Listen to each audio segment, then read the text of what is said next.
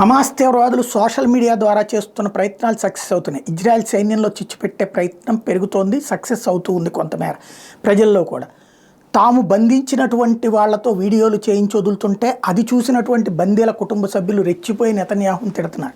అంతేగాని ఆ బందీలని చెరలో ఉంచుకున్నది హమాస్ అని వాళ్ళ మీదకి వెళ్ళడం మానేసి ఈ ప్రభుత్వం మీద నీకు జాత కావట్లేదా, వాళ్ళతో ఒప్పందం చేసుకురాలేవా అని అడగడం అనేది ఒక దౌర్భాగ్యకరమైన పరిస్థితి. రెండో పక్కన వచ్చేటప్పటికి అదే సందర్భంలో ఏదైతే తాజాగా వాళ్ళు వేల మంది చచ్చారు, దాన్నేమి ఇజ్రాయెల్ ఫోకస్ చేయట్లేదు.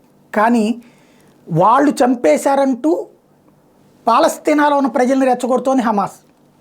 అదే సందర్భంలో హమాస్ తీవ్రవాదుల దాడిలో చనిపోయినటువంటి ఇజ్రాయెల్ సైన్యానికి సంబంధించిన విజువల్స్ని విడుదల చేసి ఇజ్రాయెల్ వాళ్ళకి విడుదల చేసి ఇదిగో మీ వాళ్ళని ఎట్ట మేము చంపేస్తున్నాం, చూసారా మీ దేశం కోసం అనవసరంగా చచ్చిపోతున్నారు అని నెతన్యాహును దించేయండి అంటూ వీళ్ళకి సైకలాజికల్గా వార్ చేస్తుంటే వీళ్ళు అలాగే లొంగిపోయి చివరికి సైన్యంలో రిజర్వ్ ఫోర్సెస్ అంటే గతంలో 2 ఏళ్ల పాటు పనిచేసి వాళ్ళందరూ రిజర్వ్ ఫోర్సెస్గా ఉంటారు.